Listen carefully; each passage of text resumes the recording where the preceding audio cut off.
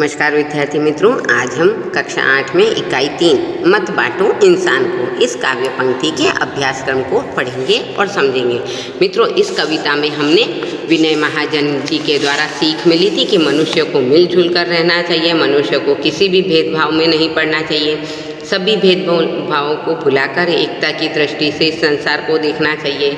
यह प्रकृति भी हमें अपने विभिन्न स्वरूपों जैसे सूरज, हवा, पानी, इन सभी के द्वारा हमें निरंतर यही संदेश देती है कि हमें सभी को एक साथ मिलजुल कर रहना चाहिए और समानता का भाव रखना चाहिए। तो आज हम इस काव्य पंक्ति के इन काव्यों के अब अभ्यास प्रश्नों को हल करेंगे। प्रश्न 1 हमें कह रहा है कि इंसान को बांटने का अर्थ क्या है। तो यहाँ पर इसका अर्थ कुछ इस प्रकार से है कि इंसान को बांटने का अर्थ है सभी मनुष्यों को समान दृष्टि से देखना, यानी उनके साथ समानता का व्यवहार करना।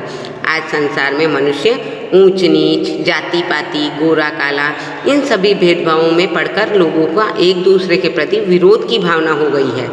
सभी मनुष्यों के खून का रंग भी एक जैसा ही है, फिर भी उनकी एक जैसी भावनाओं की अनदेखी कर केवल उनके बाहरी स्वरूप पर ध्यान देकर ही इंसान का बंटवारा कर दिया गया है। तो यहाँ पर इंसान को बांटने का अर्थ है कि उनके बाहरी स्वरूप को ध्यान देकर उनका बंटवारा करना। प्रश्न 2 हमें कह रहा है लोगों ने भगवान को किस प्रकार बांट लिया है।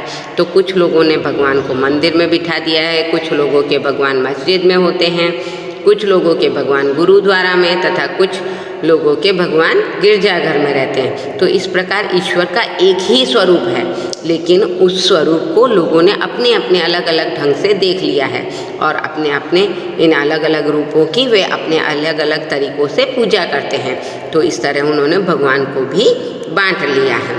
प्रश्न 3 हमें कह रहा है चट्टानों की प्यास कैसे बुझाई जा सकती है। तो चट्टान का अर्थ है कठोर पत्थर, लेकिन इस काव्य में जो चट्टान हैं वह ऐसे लोग हैं जो भेदभाव के जुल्म सहते सहते पत्थर जैसे कठोर हो गए हैं। हमें उन सभी के साथ अपनात्व और समानता का व्यवहार करना है। अपनात्व यानी अपनापन और समानता यानी एक साथ एक समान दृष्टि से देखना। इस प्रकार प्यार रूपी शीतल जल से हम चट्टानों की प्यास बुझा सकते हैं।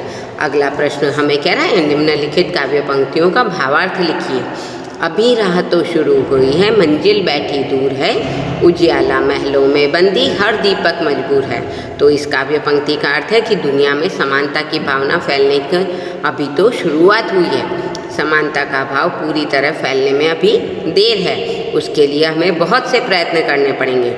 बिजली की रोशनी अभी केवल महलों और धनी लोगों के घर में ही है, गरीबों के घर में तो अब भी दीपक का ही प्रकाश जल रहा है। तो इस प्रकार हमें अभी भी उन लोगों के गरीबी को दूर कर कर हमें उनके साथ समानता का व्यवहार करना है।